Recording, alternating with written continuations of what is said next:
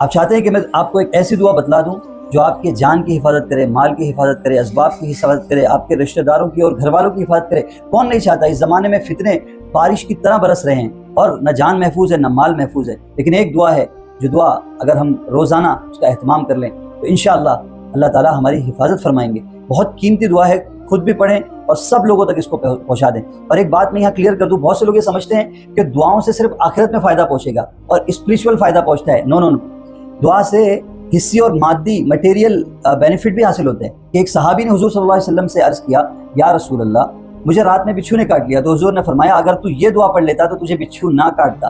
پتہ چلا دعا سے آخرت میں فائدہ تو ملے گا، دنیا میں بھی اس سے فائدہ حاصل ہوتا ہے۔ یہ حضرت انس رضی اللہ عنہ کی وہ خوبصورت دعا ہے جس کا ذکر آپ نے حجاج بن یوسف کے دربار میں کیا تھا۔ جب حجاج بن یوسف اس کوشش میں تھا کہ آپ کو تکلیف پہنچائے تو حضرت انس نے آنکھوں میں آنکھیں ڈال کر فرمایا کہ تو میرا بال بھی بیکا نہیں کر سکتا۔ میں نے ایک دعا پڑھی ہے، حضور نے مجھے سکھائی ہے، میں اس دعا کو پڑھ کر صبح سے لے کر شام تک اللہ کی حفاظت میں ہوتا ہوں، اور شام کو پڑھ کر شام سے لے کر صبح تک اللہ کی حفاظت میں ہوتا ہوں۔ حجاج بالکل پانی پانی ہو گیا اور اس نے یہ درخواست کی کہ اے ابو عبداللہ کیا آپ مجھے وہ دعا سکھا سکتے ہیں؟ حضرت انس نے کہا تجھ جیسا انسان اس لائق نہیں ہے کہ تجھے یہ دعا سکھائی جائے۔ پھر جب حضرت انس کا انتقال ہونے لگا تو آپ کے شاگرد نے آپ سے اس دعا کی فرمائش کی کہ آپ ہمیں سکھا دیں، تو فرمایا کہ ہاں تو اس قابل ہے کہ تجھے یہ سکھایا جائے۔ میں نے 10 سال حضور کی خدمت کی، حضور اس حال میں گئے کہ مجھ سے راضی تھے، اور تو نے بھی میری 10 سال خدمت کی، اور میں اس دنیا سے اس حال میں جا رہا ہوں، میں تجھ سے راضی ہوں، میں تجھے وہ دعا بتاؤں گا۔ پھر آپ نے یہ دعا ارشاد فرمائی۔